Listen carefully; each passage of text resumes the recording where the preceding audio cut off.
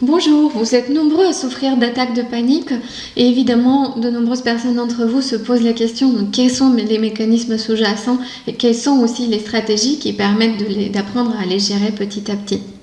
Alors au départ, il faut voir le cerveau en 3 étapes. Il y a eu tout le cerveau des instincts un peu primitifs, les instincts de base pour la survie de l'espèce, puis un peu plus tard, ce qui s'est rajouté, c'est ce qu'on appelle le cerveau des émotions qui, lui, va réagir à toutes les informations de danger. Dès qu'on a peur, c'est plutôt lui qui va être actif.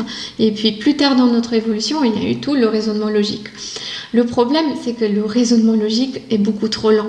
On va mettre du temps pour mettre en place les actions lorsqu'on passe par celui-ci. Et dès qu'il y a un problème, dès qu'il y a un danger, notre cerveau est capable de faire face, heureusement, assez rapidement. Donc, il va passer sur ces zones primitives. Et c'est pour ça que parfois, quand on est face à un danger plutôt imaginé, on n'est pas capable de faire la différence et de se dire mais tiens, il n'y a pas de problème et de réfléchir de manière logique parce qu'on va passer dans ces zones-là qui sont plutôt primitives et qui ne réfléchissent pas de cette manière-là. Elles vont répondre plus à l'émotion. Donc dès qu'il y a une émotion de peur, dès qu'il y a une sensation de danger, c'est ces zones-là qui se déclenchent et puis elles vont tout de suite envoyer de l'énergie pour pouvoir faire face au problème. Donc il va y avoir une sorte d'alerte du cœur et le cœur va pouvoir s'emballer. À la base, c'est quelque chose qui est fait pour vous protéger. Ça vous protège, mais dans notre vie actuelle, malheureusement, ce mécanisme-là va aussi se débloquer quand on est assis dans le métro, quand on est assis au bureau et quand on stresse et quand on se dit des choses négatives. Donc le but, c'est d'apprendre de gérer ces attaques de panique d'une autre manière. Il y a une technique très efficace pour ça qui s'appelle la cohérence cardiaque. C'est quelque chose de très simple. Alors, il faut s'entraîner 2 fois par jour, je vous expliquerai tout à l'heure. Alors, au départ, il faut aussi voir un petit peu notre respiration comme 2 systèmes différents. Il y a l'inspiration et l'expiration. Normalement, ça fonctionne comme une balance. J'inspire, j'expire, j'inspire et j'expire. Et en fait, les choses s'autorégulent, en fait. Donc, l'inspiration, c'est notre système d'alerte. C'est lui qui déclenche l'action, c'est lui qui déclenche tous les symptômes aussi, d'hyperventilation, d'étouffement, de main moite. Tout ça est déclenché par l'inspiration. Et quand vous inspirez de plus en plus et vous ne pensez pas à expirer parce qu'automatiquement on va bloquer l'expiration, en fait il n'y a rien qui puisse calmer. Et c'est uniquement l'expiration qui permet en fait de calmer ce système d'alerte parce que c'est le système de détente. Alors, quand j'inspire, je déclenche mon système d'alarme et quand j'expire, je déclenche le système de détente. Et le but, c'est d'apprendre à expirer suffisamment longtemps. Donc l'inspiration, elle dure autour de 3-4 secondes et l'expiration, elle devrait être beaucoup plus longue et durer plutôt 5-6 secondes. On sait que l'équilibre physiologique humain, il est plutôt sur 3-4 secondes d'inspiration et 5-6 secondes d'expiration.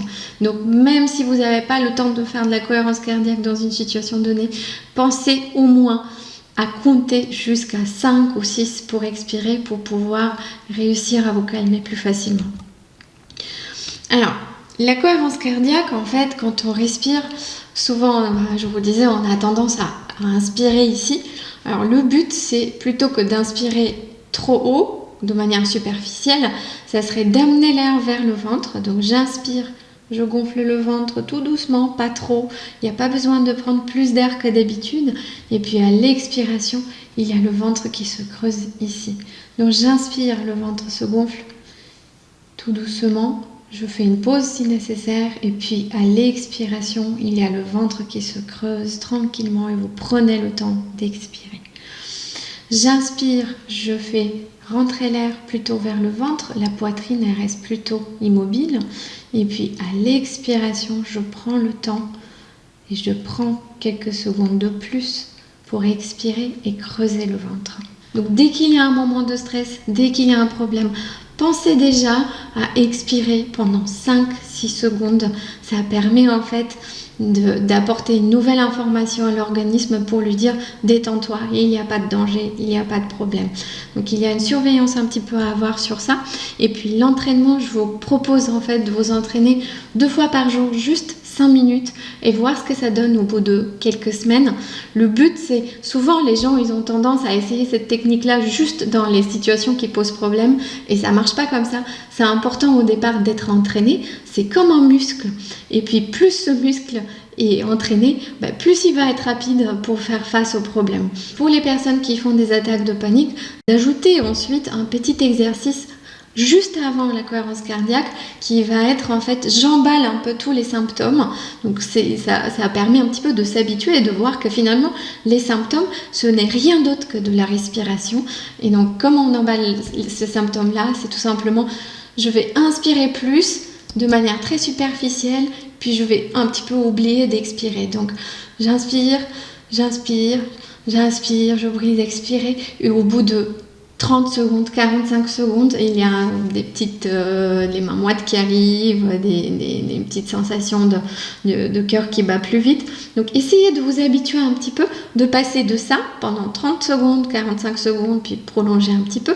Et puis tout de suite après, vous faites la bonne respiration pendant 5 minutes. De cette manière-là, votre cerveau va pouvoir s'habituer de passer une mauvaise respiration à une bonne respiration de manière beaucoup plus rapide. Et ça sera beaucoup plus efficace pour gérer ensuite les symptômes quand vous serez dans un moment difficile. Il y a des études qui ont montré que plus on est entraîné à cette cohérence cardiaque, plus on est efficace pour gérer son stress de manière très rapide. Donc je vous propose de vous entraîner 2 fois par jour 5 minutes et de voir ce que ça donne. Vous allez voir que ça va avoir plein d'effets sur votre sommeil, sur la manière dont vous prenez les choses aussi, sur la manière de réfléchir, parce que plus on est stressé, plus on prend les choses de manière négative et c'est important de pouvoir prendre un petit peu de distance face aux situations. Donc entraînez-vous 2-3 fois par jour. Il y a des applications qui sont superbes pour faire ça sur vos téléphones. Il y en a une que je conseille beaucoup qui s'appelle Respirolax Plus, une autre qui s'appelle Respiroguide. Il faut tout simplement les régler sur un mode plutôt relaxant. Évidemment, là, on ne cherche pas à faire quelque chose de dynamisant. Donc, mettez par exemple l'inspiration sur 3 secondes et demie et l'expiration sur 5 secondes et demie. Je pense que c'est pas mal pour commencer et pour pouvoir s'entraîner tranquillement et de manière pas trop difficile. Les bénéfices de la cohérence cardiaque, c'est aussi ça réduit l'activité de l'amygdale, c'est cette petite structure qui s'allume dans notre cerveau des émotions lorsqu'il y a du danger. Ça diminue aussi la quantité d'hormones de stress et ça réduit les symptômes de l'anxiété. Donc c'est vraiment important de s'entraîner. Il y a d'autres techniques aussi qui sont plus cognitives, issues des thérapies cognitivo-comportementales qui sont très utiles évidemment pour traiter ce problème-là. Et vraiment je vous conseille, s'il y a un trouble panique qui a installé, s'il y a beaucoup de répercussions au quotidien, c'est de demander de l'aide.